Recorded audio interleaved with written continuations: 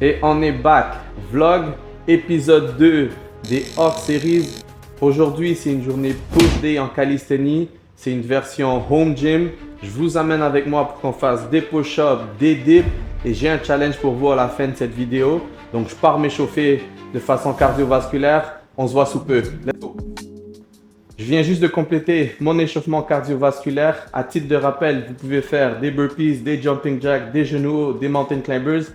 Peu importe l'exercice poids du corps que vous faites, l'important c'est que ça augmente votre rythme cardiaque. On va enchaîner avec 4 exercices plus spécifiques. L'objectif c'est de venir préparer les muscles, mais aussi les articulations qui vont être sollicitées. Donc on parle de poignets, coudes, épaules. Premier exercice avec lequel on va commencer, ça va être un exercice pour venir travailler l'extension du poignet. Donc comment on va faire ça? On va se placer les mains devant soi, en position quadrupède. Et ce qu'on va venir faire, c'est qu'on va venir osciller le corps vers l'avant et vers l'arrière. Le plus important, c'est la phase avant qui vient forcer l'extension du poignet.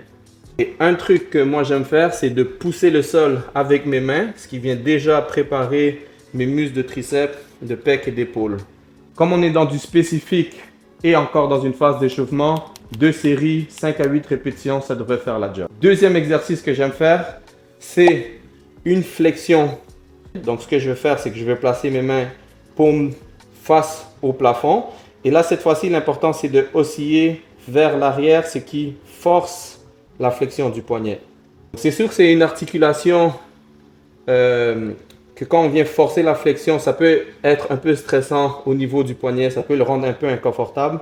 Ce que je vous dirais, si c'est trop difficile de osciller, gardez la position là où vous êtes confortable.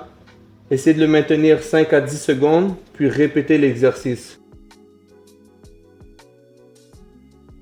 Non, solution. Okay? Parce que je sais que dans des journées de push day, lorsqu'on fait des push-ups, beaucoup de gens vont se plaindre de cette position-là au niveau de l'extension du poignet. Investissez un tout petit peu d'argent sur du matériel. Si vous achetez une petite barre comme ça, qui est très versatile pour des exercices de calisthénie, l'avantage, c'est que vous allez vous retrouver dans une position neutre au niveau du poignet. Okay? Et donc là, vous allez éviter d'être dans une extension forcée ou une flexion forcée. Le poignet est dans son axe, pas de problème. Oui, il y a certaines difficultés. On peut les travailler en mobilité on the side. Mais si c'est quelque chose qui vous gêne beaucoup, des barres comme ça va faire la job. Troisième exercice. C'est un exercice qu'on va venir travailler au niveau des omoplates et du dentelé, le muscle plus profond au niveau des abdominaux. Même position quadrupède, poignet en dessous de l'épaule. Ici, l'important, c'est de garder les bras en tension, bien tendus. On va descendre le tronc, on va rapprocher les omoplates en même temps. Et là, le travail se fait en poussant le sol, en ramenant la tête vers l'arrière et en essayant d'arrondir son dos. Et on va faire quelques répétitions comme ça. Bien sûr, si c'est trop facile, on peut rentrer déjà en position de push-up et exécuter le mouvement. Donc si vous voyez peu de mouvement au niveau du coude, la plupart du mouvement, c'est dans la région du tronc. Et quatrième exercice que j'aime faire, c'est un exercice qui va combiner et la stabilité et du travail de gainage. C'est un shoulder tap. Je vais me placer en position de push-up directement. Je vais écarter les jambes. Je vais garder les poignets en dessous des épaules. Et ce que je vais venir faire, c'est toucher l'épaule avec ma main opposée, tout en demeurant le plus stable possible. Pour celui-là, 2 erreurs communes que je vois souvent. La première, je vais vous le montrer de cet angle-ci. Dans notre position, ce qu'on va souvent voir, c'est les gens basculer la hanche pour venir toucher l'épaule. On vient mettre davantage de pression sur les articulations épaules, mais également au niveau des hanches. Ce qu'on veut vraiment faire, c'est écarter les jambes pour éviter de bouger le bassin le plus possible, ce qui va faire en sorte que nos abdos travaillent davantage. La deuxième erreur, comme je vous disais, c'est que les gens vont se dépêcher. Dans une phase d'échauffement, si je veux bien venir faire un travail isométrique au niveau de mon épaule, bien sentir les muscles, je vais le faire de façon contrôlée. Et durant l'exécution, lorsque ma main se retrouve à supporter le poids du corps, c'est là où j'exécute une pression avec ma main pour venir stabiliser mon épaule. C'est là où je tire le potentiel d'un shoulder tap. parce que je viens forcer de façon unilatérale. Donc, avant-bras, tout ce qui va être bras, triceps, épaules, sont engagés, sont en train de travailler. Je suis en train de pousser avec mon dentelé. Donc, au niveau de mon omoplate, ça se stabilise. Et bien sûr, je suis en train d'engager mes abdominaux.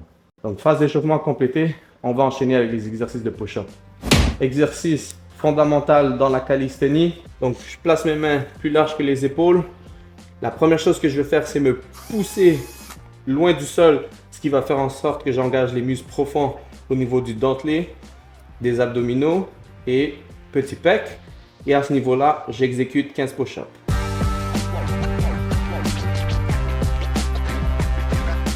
Les erreurs communes qu'on voit lors d'une exécution de push-up, c'est souvent un truc super simple à corriger, c'est de trop projeter sa tête vers le bas. Et ce qui se passe, c'est que ça diminue notre amplitude de mouvement et donc on vient moins travailler les muscles dans leur amplitude complète. Truc très simple donc, au lieu d'imaginer que la tête se projette vers l'avant, on imagine un point au centre de notre poitrine. On contracte au niveau du cou avec le menton vers l'arrière.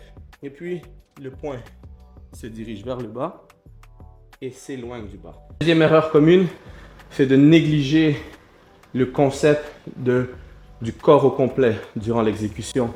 Soit je suis trop concentré sur le haut du corps et donc mes hanches demeurent très hautes, ou mes hanches sont déjà basses et là, c'est comme si je descends juste le bassin. Souvent, ça arrive quand on manque de force, qu'on n'est pas capable d'exécuter des push-ups. Faites une variation beaucoup plus simple. Ramenez vos genoux vers au sol, contractez les abdominaux, descendez et montez. Une fois que vous avez la force suffisante, travaillez à maintenir les hanches quasiment alignées avec les épaules.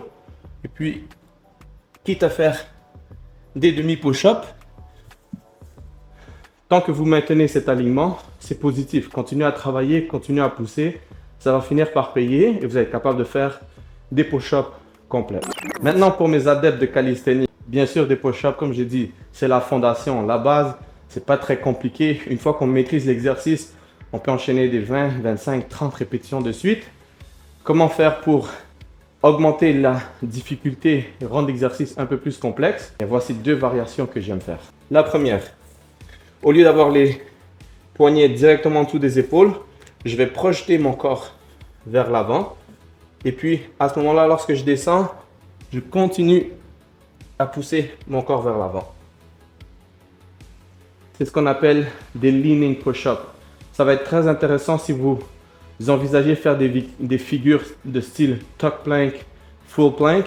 Parce que c'est la position dans laquelle vous allez vous retrouver lorsque vous faites des tucks. Je n'ai pas l'énergie pour le faire là, mais bref. Ça va être le corps légèrement plus projeté vers l'avant. Et donc, en faisant cette variation de push-up, vous allez développer cette force et habituer vos articulations à ces amplitudes un peu plus extrêmes.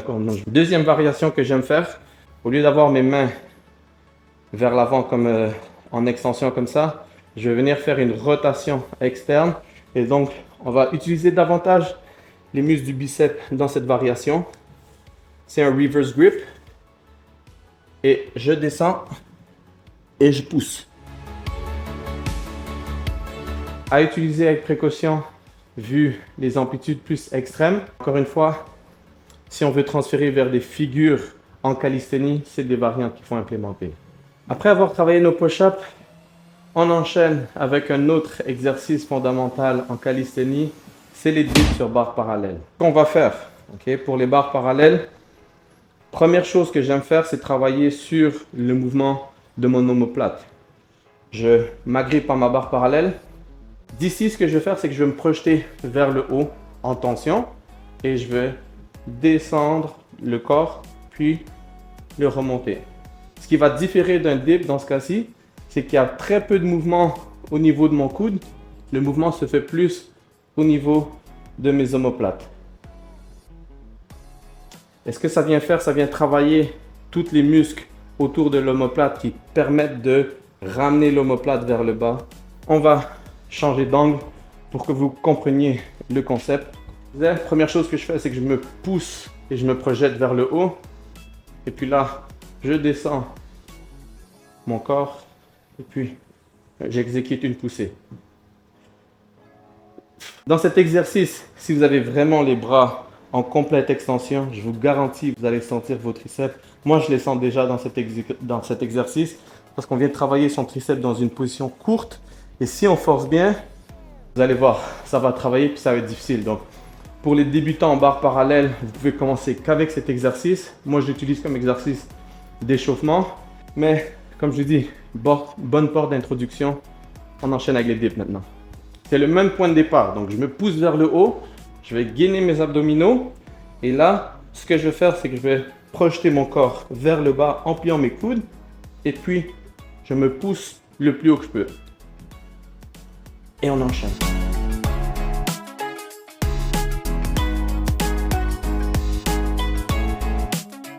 Même problème qu'on voit dans les push-ups de projeter sa tête vers le bas s'applique tout autant dans le dip. Je vais essayer de montrer l'exemple, même si mes bras commencent à être fatigués. Mais si je fais ça, vous avez remarqué que c'est ma tête, un peu mon buste qui descend. Mais au niveau du coude, il n'y a pas beaucoup de mouvement. Puis dans le dip, on veut quand même aller chercher le 90 degrés au niveau du coude pour que nos triceps viennent être sollicités. Et puis on génère la force. Donc faire attention encore une fois au mouvement de tête qui bascule. Vous n'êtes pas des poules. Vous n'avez pas besoin de faire ce mouvement-là. Concentrez-vous vraiment sur l'articulation du coude et un peu de l'épaule. Une dernière variation qui est un dip sur barre horizontale. Celui-là, il est intéressant si vous voulez transférer vos forces et vos gains vers un muscle-up. Si l'objectif c'est de réussir un muscle-up, le dip sur barre horizontale est très intéressant à ajouter dans son programme. La première phase du muscle-up, c'est un pull, soi-disant. Et la deuxième phase, je me mets un peu de côté, c'est la poussée de dip. Dip sur barre horizontale, exercice intéressant pour du transfert vers un muscle-up. Autre que ça, pas super intéressant. Comment je l'exécute? Main largeur des épaules. Je vais, encore une fois, me pousser le plus haut que je peux. Je descends juste en dessous des pecs. Et puis, j'exécute ma poussée.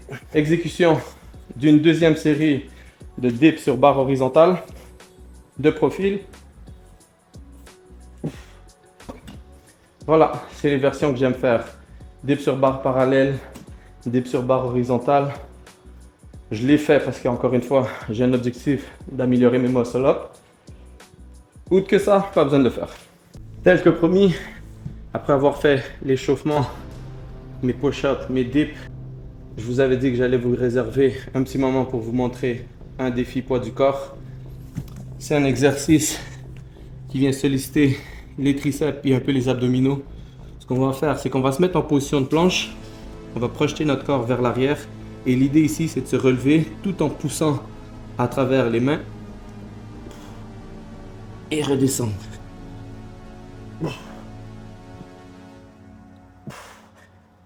L'important, c'est de garder les coudes alignés au centre et pas les ouvrir. Ok? Comme ça, on vient travailler les triceps. Et comme j'ai dit, les muscles un peu plus profonds des abdominaux.